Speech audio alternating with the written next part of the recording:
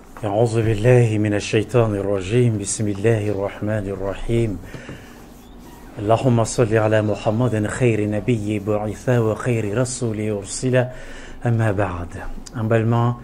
فاسودون أو بفولينيدو أو بيدون فاسودون يمالا علىك هيرو كاني علىك جمنا باسكي أني واتي كنا أنفمنا كنيوم بالمايا علىك أني دونكلا باوسورو bola jamana na kana nala sonoba au masala ku borofo au ye ku yere to fo au ye ametla kado babu kono me yana kado babu kono me au yere fo ka wal nyumondo au monte segeka enfle kabina ka dubar kamona odila ambe kuma tingwanga karamogola babu mumbe enfe bi 600 ka kuma kan débat min toko les élites et le mufti. Donc les élites où yanga doni kela yambu yala ukato kana kanyama ka doni di fasoma abitande mu kala na fuka kumade gafe kono kola mu tado ukakala olugu senfe mu nyanama ka sekene kan ubna kuma sujet minkan نامبو ولكو موضوع والمادة عربو كان أباولو فرنسا لا أباولو السوجي همناك مومين كان أويه أنا شيخو فلو أمين ينغالي منتونغو ألا كدا لا حليا من بي جمانا كونوني فسودون بي أني نينغا كانغا كما بابو دو كان موندي دو لو تيكي كافامو nunu ba fok tan ko akain nunu ba foka mayin kurana ikilinyi do ya kira yake kira make umaru ya bo umaru ya do ali ya fo ali ma fo mutaade do furude do jumande do olu mun fasudon mu keke hakli nyaga o keke anyini ukuta sora kono biyanye doni kala fla soro ambolo koro Sheikh Ali ibn Kuma mutaaka monde do akela chugudi anana chugudi abewa walma atewa abekewa atekewa makanteka ketudi walma munde do akadonta yemi abunu uda anye keneka yasa angaseka don yoro soro ala anga shiko fulana alibna kuma ambe kuma minka zawaj daim o yefuru ye la dala furu ambe min don anfaya na akela o badaye foni min bola la me dante sigala ka foko nini sera amba wuli. Donc ofla bamborokoro obina kuma ukan doni me ata baliko ofla kaseka question tungu nyona ni ka baro yirwa pour que fendo kaseka poyimu ye kuna fonu konona kuna fonu ye fi umq al bayan pour que on mombe ulugulame nga seka nafala donc amba ufo amba wali nyumando soni ambe na kanga karamago nyini shukran ya sheikh شيخ مرحبا بكم. الحمد لله أستاذ. أو سلام في جالوني. إن شاء الله. نجالني كوسوبي. إن شاء الله. parce que on a livré donné des différences de moi. ما شاء الله. au-delà académie ni émission yanya toda les élites arabukana au ba le ko asofwa. Donc sofwa o lugo bina we donu dama au-delà c'est là où fait ala ya kaye wole ujabi ajalanye ni yeta machine ye ni to fana kanga se kamin la digi no wole la kana doni différences de moi au-delà ambe anyina u fe na obseka nyama ka au tofo ka au fo fasode uye ka don au bola romina na obi romina ni au parcours min ke doni c'est ça mettre la question comme mais fadlikum ya cheikh alhamdulillah rabbil alamin wassalatu wassalamu ala asrafil mursalin sayyidina wa habibana muhammad sallallahu alayhi wa sallam alhamdulillah ambal makami ustaz mufti ikanyi ngali gara kusube am fana kan yere sura bi alhamdulillah amba allah subhanahu wa ta'ala fo ka wali mando ka grafo ni kene min do silamo belengele kan ka waso ni yoro do allah subhanahu wa ta'ala ka kuma be fo yoro mina kiba muhammad sallallahu alayhi wa sallam akuma be fo yoro mina pour ko mo ka se ka famille soro ni yoro min kafsan katima yoro belengele kan donc abalma ka men siglenu kuma nga mufti kuma fo karmogote an ye ala yere ka kalandiwi an ya ka garbiyo me an bora segu nere to ahmad hamahullah mudrawo en sigran be segu alhamdulillah ye imamu doye mi ye angulem losin be angulem an ye kalanke segu alhamdulillah kana kalan ke Bamako ya inshallah ala ye no do ke antara tirgi kata kalan do ke ne balma ke Abdourahmane Kumare inshallah a garan kusbe weli li garan tem min dirama fanane ala sona ambisa mina ambu fo parce que doni doni amba ina Allah subhanahu wa ta'ala fe min dirama ala ka be sabama amina nyini Allah subhanahu wa ta'ala min fo qur'ana kono anakiba Muhammad sallallahu alayhi wa sallam ayekuma kam min fo qur'ana kono inshallah amina wulase ambal mawna ka gira ka fo dilla ka me ka koro me fa dhakkir inna dhikra tanfa'ul mu'minin anga hakili jigige hakili gigu be mumnu berengele nafa inshallah ambi fo ko wali man inshallah من فضلك فضلكم شيخ سماحتكم بخير باشي تولكم الحمد لله ما لدي على يكسبه الحمد لله ما شاء الله am kekani نوفي ka jenaye ka au kofo maliongi comme un frère استاذ فضيلة الشيخ بولا خاطا كتشوا الحمد لله نعوذ بالله من شر الشيطان الرجيم بسم الله الرحمن الرحيم والصلاة والسلام على أشرف المرسلين وعلى آله الطاهرين أجمعين ومن والاهم بإحسان إلى يوم الدين يا أحباب رسول الله السلام عليكم ورحمة الله تعالى وبركاته. وعليكم السلام ورحمة الله تعالى وبركاته. ني عبد الرحمن كماري professeur d'arabe anga kramo feno amir al-mu'minin sayyid nur tal mi cours d'aller à madrasa la communication sambi saba hagela anya ma kana damne 91 ngawna tabani ramasigi ka kesno ngoy anya wilika joke ka kalanyin halbi wa halbi ambi don nyini fanana idan abana almami de memba ya ka barala almami bi yoro dino ko babu mai basoro akachala ana lebe ka nyon de me barala idan ode sababu ya nyuma kama ansira ni kene kono ya aya fo ay ka tematuko mina anye kalan ke sibu ala kuma Allah ta nga bokata jien jamana shila anye doni mbebe so an fe ya ka so mata jien roshi li fen kan ni soro doron ibise kan nobo ola ala Allah tige ale fana ga deme kono anga se ka ta sangelenge tirki ka dondo fana faranyo ka tan ka sibu kono ala angres ke mina fana alhamdulillah me ala foka walin man don sabkada ka utlubul ilma min al mahd ila al lahad don jindi tiba bomnan ka sange che ina fo mawre bajira utlubul ilma walaw fi sin o korote ko angata doni ni ko shin ko don beno akore halna yoro ka jam liki che sirano fe e ka don soro odila anye déplacement ke sango ka je demani fembe ko ka activité betu ya kata munune anga se ka do fara don ko aka kalande do Abdourahmane Kumare ala kambe sawaba inshallah donc malion oyanga wule jabi oyo yere fo anye si samena do hukumu kono ka question tungo ula uka donka wala yasa anga lameni ke kabina anga du barka mauna na fana bin nafa anga doni ke lawla anga wasulon de do ala khanya khatam fadilatu sheikh ame question tungo ela furu wakati jumande do ambe furu min wole ko zawaj daim ko oye furu bada badai ama fokati seka sa ma be wole bada kada kan ko dante sigi ala mais abseka sa mais mo de akeba de te dan sigi ala donc o zawaj daim min be ambolo korola dala namba do fadilatu sheikh e wati jumande do karsan karsa furula wati jumana be jati ko karsa musotigi karsa yere cetigi alhamdulillah ami Allah subhanahu wa ta'ala foka wali mandon ka nyini jen boro barane islamia bi barake nayi ibasoro adalu tara qur'ana kuna ani hadisa kono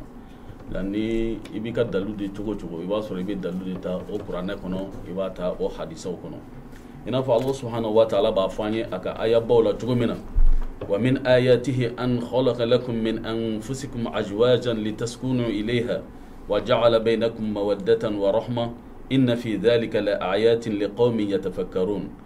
ne Quran aya me ne sura Rum kono aya mugan kelena Allah subhanahu wa ta'ala be ka fanye ale fama ala ka kabako doye ale an bela jele da ka bo ni ba kelena ka klaka an furmuso da ka bo anyere bakuna ala furmuso min da ka bo ana o furumso da kun me ko muli taskunu ilaha waso an baka sigi an hakli ka sigi an ka se ka hakili bi munumunu caman min kɛ yɔrɔ wɛrɛ ka taa munumunu yɔrɔ caman o ka dabila n'ala ye dɔ di e ma ka ban furu halalayalen kɔnɔ e ɲɛ munumunu yɔrɔ tɛna janya an hakili basigi yɔrɔ ye furumuso ninnu de ye nka a tilala ka mun fɔ Alahu subahanahu wa taala ye mun bɔ ɲɛfɛ ko Alahu subahanahu wa taala nana kanu kɛ an ni ɲɔgɔn cɛ furuɲɔgɔnma fila kanu ye fɛnba ye u ni ɲɔgɔn cɛ karamɔgɔ fɔ furuɲɔgɔn fila ka ɲɔgɔn kanu da bɛɛ lajɛlen la n'o kanu ba sabatira i b'a sɔrɔ o bɛ taa wolo jumɛn na o de ye hinɛ ye wa rahma ni kanu nana hinɛ de bɛna diɲɛ maa o maa ti i fɛ a ti hinɛ na fo ka taa diɲɛ ma Maliyɛnw an bɛ an ka karamɔgɔ ɲininka a ka kuma an ye muta'a kan muta'a mun de ye muta'a ye kuma kisɛ muta'a mun de don Maliyɛnw an ka jɛn ka karamɔgɔ lamɛn a ka a fɔ an ye muta'a ye mun ye sisan mun de kɛla فضيلة الشيخ مرحبا بكم. الحمد لله. متعة نسمع من العلماء المتعة الزواج بالمتعة زواج بالمتعة المتعة بزواج كذا استمتاعات متعة الحج متعة الزواج بيان سلا أو يرفع لنستفيد مما علمكم الله رشدا. فضل يا شيخ نستمع. الحمد لله رب العالمين ثم الصلاة والسلام على أشرف المرسلين. الحمد لله ينقال جارين كسبة مدعاء وهي النكاح إلى الأجل المعدود كمسوفرو كتاندي كالو كله وبك سان كله وبك كالو وارو مبابلا كدو دعو دود ناناي سلامي أكون أكمبي أكمباك يوم متعة كلمة متعة مليان كمان نبيفك أفهم damu furu ka muso ta ka damu ta na ye waati dɔ la ka tila k'a bila mais ni i bonya bara karamɔgɔ a bɛ bɛn fɛn dɔ de kan wa ou bien a bɛ kɛ cogo jumɛn de u ka gafew kɔnɔ muda u bɛ bɛn furu nafolo dɔ kan muso in cɛ in bɛ wari di muso ma k'a fɔ ko nin minɛ nin de y'u ka furu nafolo ye mais nafolo dilen ti bali ni dele sera ka kana bla bla bla mais jako sa de fo nafolo ko in ka fo akono aw ay sa ne furu yere do mais wulu fe do e zahaba ba'da al ulama utlana ka ta flay wala utla folo ko nafolo yere fuiti fola Allahu akbar fuiti fola ina fo jamfa doron ça dit mbi furu o kono be fo mais surutu min be furu kono o tifo do min bi bla o tifo donc u bɛ bɛn kan dɔrɔn b'a kɛ n'a y'a diya don min a bɛ bɔ a la. mais est ce que o tɛ muso in est ce que a t'a jigila misɛnya. jigila tigɛ dan don. Allahu akbar. ni ko jigila tigɛ dan don an kɔni b'a bali ni a ye caman kuranɛ kɔnɔ min b'a jira k'a fɔ ko nin baara in ti ɲɛ fiyewu silamɛ tɛ se k'a kɛ. ayiwa fadal. masalan yaqulu Allah subhanahu wa ta'ala hali n'an y'a ta suratul mu'minun qad aflaha al mu'minun alladhina hum fi salatihim khashi'un والذين هم عن اللغو معرضون والذين هم للزكاة فاعلون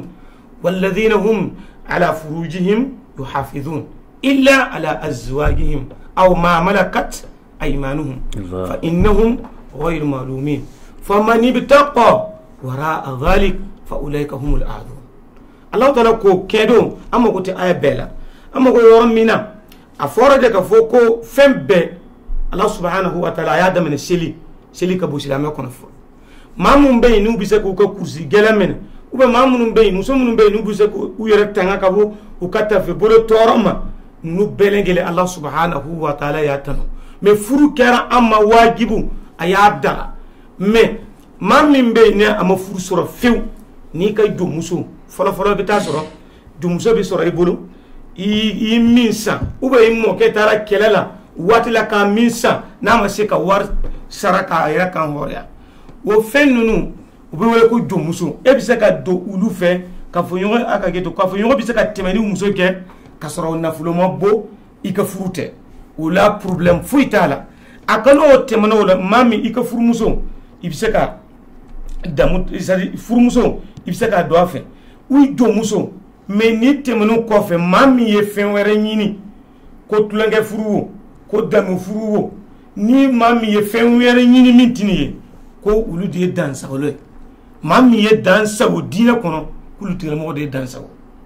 Allah subhanahu wa ta'ala ayni ay ko man ibtaga wara dhalik mammi halala folin kofe ka furu ke ina fo mbalama ke kun ya fo chogomina o be ne furu na flo fuiti bolo a setiye o ni isera ka jomuso soro jomuso mi iyasa ima kan hore folo ulu ni sera ka ulu kelen soro problem fuitala wala bagira ka fo ko Allah subhanahu wa ta'ala kuma furu ka we furu gele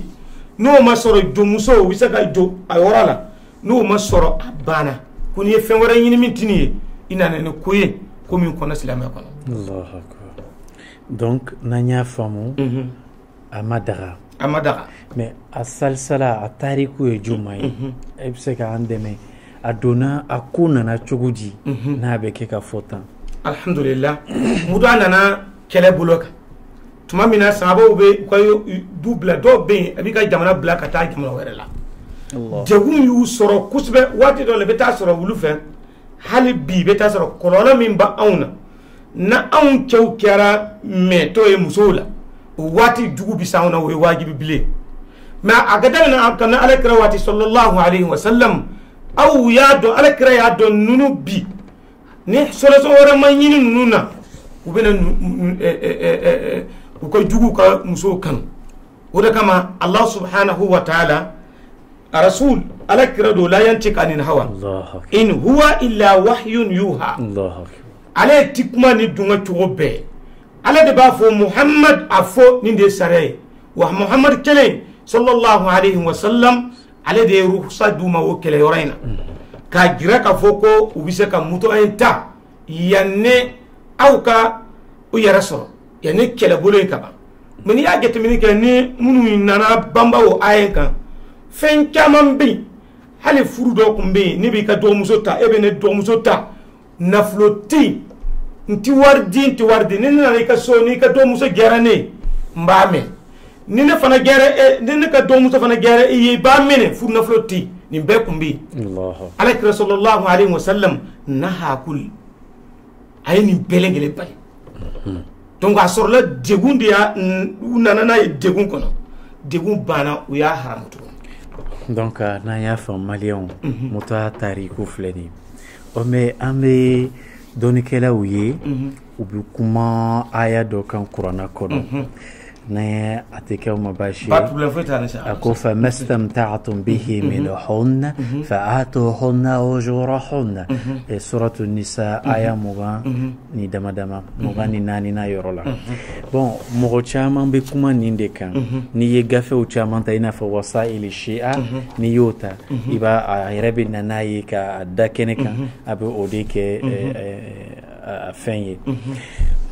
ni ye tafsir tabari fanata o be nana yeta mais fait ka fo malien ye tafsir tabari o tabari fatura 107 ani tan kira khawati ko fe donc tafsiru nana tande là il faut ka ko aju don ako wati don pour ka se ka don tariku be dan chugomina mais o bébé ayayin be kuma kan sisan malien bu yere nyiningana mais ayayin be killing mundi la mauti se ka nyoron famu ala koroko jumone walma mun yere debe fadilatu shaykh alhamdulillah ni ne le gare kusbe parce que Allah subhanahu wa ta'ala abafu ay même ay killing an tabtaqu bi amwalikum muhsinin ghayr musafihin famastamta'tum bi minhunna fa'tuhunna ujurahum Allahu akbar mais nous ni ya get min ka ya damina hurimat alaykum ay damina fo sanfe ya harmo awka ni awtene muso na aw bajininu ayini be harmu kana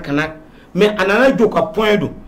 mi kuma moko binina famastamta'tum bi min hunna furu nyeni kofe bise ka damuta nay yemmin furu kan naflos di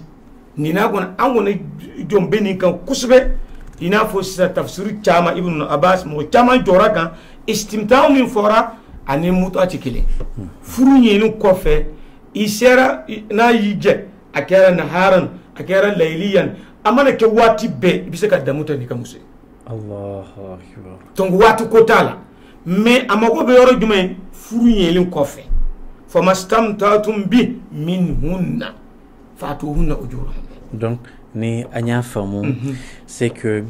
furu sabatilen de ko donc ina fa ba fo nisaukum harsul lakum annashitum fatu harsakum annashitum. Donc ça veut dire que musoyin furu comme fadilatu cheikh ya fo tuamina et na folo dila kaban ko sabatila o wati lila san mastamta'tum bihi minhum we furu kelon ko we furu kelon ko fede Allahu akbar. Mais akofa atuhunna ujurahunna ajurum be di wati jumande sisan muso ka furu nafolo ina fo mbalmakɛ bɔra k'a fɔ cogo min na furu nafolo bɛ di kabla al bina ah oui a bɛ di de ka sɔrɔ ne furu nafolo dira sisan sariya bɛ jɛnɛ sisan i ka muso don parce que munna sisan ni e dalanko ne ko n ka denmuso d'i ma nikahu sigar o bɛ wele nikahu sigar bɛ i ni denmuso di mais an ye layidu dɔ de ta de 5000 f'i k'a dɔn k'a fɔ ko 5000 o fana bɛ saratu kɔnɔna na n'o 5000 dira o de fa tuhunna ujurahunna ni nafolo sarala muso kɛra i ta ye cogo min ka di i b'a k'a. D'accord. فضيلة الشيخ يعني أنا سي أستاذنا حطك عمين علي est-ce que أو كدونتالا سابا قربالي ويمتاكوا est-ce que سابا قربالي وأنبافو موما خلفاء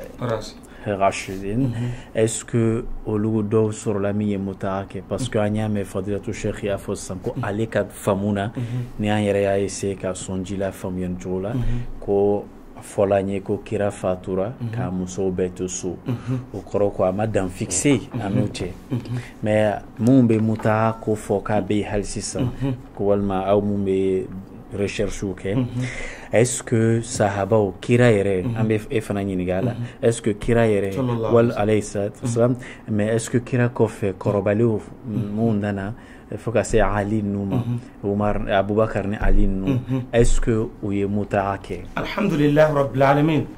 ni siragat minke alakra sallallahu alaihi wasallam kadamna yere fo amoke kana jigi duguma o belengele tara ka deminto o be sur la furu kono a be sur la furu kono contre fulu mayala mais ka damina ka sahaba belebele la ka jigi o belengele furu ke ka fatu ko o deunto furu deundo Allahu akbar o ma mutaake a don do la de la kan kuma ke akara sewu ayi mulaka ayi ka karmo ba munu ko abida kuma banu ko fa nengo ma yini fe est-ce que e yere demuso yere demuso nini mako bala ka furu kalo saba mba bla ibe sora akono ku inigal talika dine tinani fenwo fe ni aye fenwo fe na tora kacha Allah subhanahu wa ta'ala bo bui fenwo fe na nafaka bo dine na kunyere de we ko sabati dugo ko safa ni muso furula kalo beta soro samana dafa ayeke tan fla di soro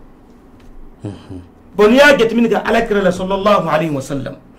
ne de la degli yuma de alakra tara ka bona mun toy amba foko alakra ka bona anti ma si soro ka foko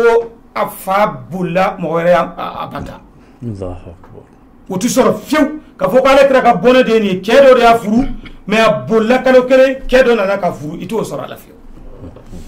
ni bi ka fama ya to mina degun do de nanana ye o degun ko le fana atara uyawuli ina fo dlo ni ya dlo get minige dlo fana alhamdulillah dlo kum ye halalay togodi uma fo kangana kefiu la takrabu salat wa antum sukara hatta ta'lamu ma taqulun wala junuba aw kana gerseli la togo bela kasoro aw ye dlo mi fola nana tan amana dono ka fo ko me ni amana get minige min kumbe al dlo kumbe mi me wati shara ala ko amai u ya dabla wa muta kele fana kumbi ala de ya harmu mun ba fo ko umaru de ya harmu non an kon ka dalilu ti umaru kan fiu amako bi min nabi wa ala kira sallallahu alaihi wasallam hala adoke mi ali imam ali ala ko harama rasul sallallahu alaihi wasallam nikah al mud'a yawm al khaybar Oui, mais Fadilatul Cheikh, il y a au minfo, entre la cahier tuguni, ko Imam Ali yafo, ko laula sabaqani ibn al-Khattab, ma zana illa shaqiya. Koni, voilà. Bon, au débat. Cheikh, alhamdulillah. Comment nous, mais killing kon be killing soso. Oh bon, aka donta pour que Malion kana fala. Mashallah. Comment est nous comment fora do bafu. Ameni fait. Do bafu kune Ali. Abe wasaili shira kono nyemi fosi sa. Nyemi fosi sa. Wala nere mutalake. Voilà. Ubafu kune umur kumaki. Ko genera kunti du ko le sanfa. Parce que beta soro ko muto akumbe gene impali. Ba ako kuma hangana foko kete. Ango ko kuma tu ka kitabu kono. Ka segi kana on fana ka kuma na mais amena dalil di jodi. Qur'ana ayaw ta ka alakira sallallahu alayhi wa sallam ka bara tagale amina soro ni asru lu kuma kun yake alakira sallallahu alayhi subhanahu wa ta'ala akunta haram amma goti fenge umur damaka ya haramu an kantuma Allah subhanahu wa ta'ala alayhi ya haram kafoko inni kuntu azintu lakum fi istimta nida kun istimta uda awye kirayere ale hadisa do be corona kolo de ay qur'ana tere hadisa ki rasul sallallahu alayhi wa sallam na'am nida kun ya jede awma kafoko contre furi obise kake mebi haramla وهذه سابقه قفي جمانه كونه بخاري والما مسلم أبي سورة بخاري كونه أبي سورة بخاري كونه أبي سورة مسلم يعرف أبي سورة مسلم ده مسلم ده صفحة كما سبنا دون كما سبنا مغني سبا d'accord فضيلة الشيخ ما شاء الله mais يعني ngakuma anga kuma se imam pour que malion kana fa ila flana anya me gafi do kono afan aketo ni hadise min allez ayi min fu fili bala doni ako inni kuntu azintu lakum fi istimta'i fi nisa'i fa inna Allah harama dhalika ila yawm al-qiyamah kirata de ako inna Allah harama ala kira ma haram bo ni yorande bagira ka fo munu ko ne umur kun te kan kun gene kun ti ke du ko le sanfe iba soro ne qur'ana ne kuma si kono be na yoka nenu qur'ana tikata doro wo hadise amba noni de kafili Allahu akbar ika hadise man hadise boyororo e fe sanadu nyene togo na yo qur'ana funyo ko doro ambo hadise amba fi Allahu akbar sheikh o bagira o da kama nuka ni kuma kai akera kisayo akera kuma temasrayo akera hadiso hango ya fi ka sababu ke ala kira ma haramu ako inna Allah قد حرم عليكم إلى يوم القيامة فقط تقول الله سبحانه وتعالى تقول كيتا حرام دو نما مياك بيجنيلا نما مي متاكي بي أنا جينا كاسو bon أمثل كسامة أيوة فضل إن شاء الله d'accord mais comment dit فضيلة الشيخ الحمد لله لا غيره فضيلة الشيخ أني إيكا ولده نعم ala ye an nafa dɔw la mais hali san bɛ fɛ n'ala y'a nɔgɔya i ye ka dɔ fara a kan k'a d'a ma furu dayimu an b'a kɔnɔ an b'a ye an fɛ yan i n'a fɔ baara dɔw bɛ yen olu ye musow ta ye baara dɔw bɛ yen olu ye cɛw ta ye est-ce que kuranna bɛ baara in tilan mɔgɔw ni ɲɔgɔn cɛ wa i n'a fɔ baara cogo di i n'a fɔ sisan an b'a ye ni cɛ bɛ baara dɔ kɛ muso ye du kɔnɔ an fɛ yan ye man di ɲɛnama o cɛ an b'a jate i n'a fɔ a ka ko ma sabati ɲɛnama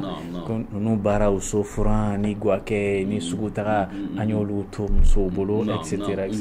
mais est-ce que gafe kɔnɔ kuma de don walima ni maa min bɛ se k'a kɛ du kɔnɔ o tigi de b'a kɛ alhamdulilayi rabbil alamin ala k'an bɛɛ sababa ma ala ka hɛrɛw caya ala ka nin yɔrɔ faamuya ɲuman ala k'an d'a ma mɔgɔw ka dugu sigicogo tɛ kelen ye jamana bɛɛ ni a taabolo don n'i ko k'i bɛ bugu dɔ jɔ bɔ ka n'o turu dɔ kunna anw ka bamanankan la o tɛ se ka taa fiyewu an ka segu bamanankan la o t'i ta jamana dɔw bɛ yen nɔ olu ka laadalako la olu de bɛ fɛn bɛɛ kɛ muso ye u bɛ taa nasanga na di muso ma baasi foyi t'a la minnu bɛ taa nasanga na di muso ma baasi t'a la ni temps b'aw bolo temps yɛrɛ de t'anw bolo ka taa nasan anw bɛ taa wari ɲini de la ka n'a d'i ma i bɛ taa san nasan tandi anw bolo sinon k'a fɔ ko baasi b'a la o t'a la parce que an y'a mɛn fɛ alakiraba ka hadisaw u b'a fɔ an ye cogo min na sallallahu alaihi wa sallam k'a kun to ka an ba Aisha dɛmɛ dumuniko baaraw la guwada la kuma dɔw la mun ka sɔn ka kanu sabati ni furumuso cɛ baasi foyi t'a la nka ni min ko anw dugu jɛra dɔrɔn an b'an ka kilasiw kɔnɔ darisu di la an bɛ baara wɛrɛ de la an kɔni da ye ka wari d'i ma i bɛ taa na san i bɛ n'i ka tobili kɛ sinon k'a fɔ ko baara ninnu tilalen don baara tilalen tɛ siyama ni muso t'e kun e dun kan ka dumuni kɛ n'i ma dumuni tobila dɔ ɲini i yɛrɛ b'i ka dumuni tobi i yɛrɛ dɛ anw geribu delilen don o la ala k'a bɛɛ sɔn ma geribu bɛɛ bɛ se dumuni tobila yɛrɛ a bɛɛ bɛ se o la yani k'a fɔ baaraw tilalen don i n'a fɔ dɔw b'a essayer ka silamɛya gosi n'a ye cogo min na k'u bɛ ka cɛw ni musow différencier non non pas du tout silamɛya yɛrɛ ye diinɛ baara de ye n t'a dɔn kuma in bɛ sɔn ka mun n'o de da fɛ kuma in bɛ an b'a waati de kɔnɔ parce que an bɔra musow ka waati dɔw kɔnɔ sisan n ko cayala kojugu conférencew la yɔrɔ caman na ko silamɛw b'u silamɛcɛw vraiment k'u ka gɛlɛn dɔɔni ci musow fan fɛ la la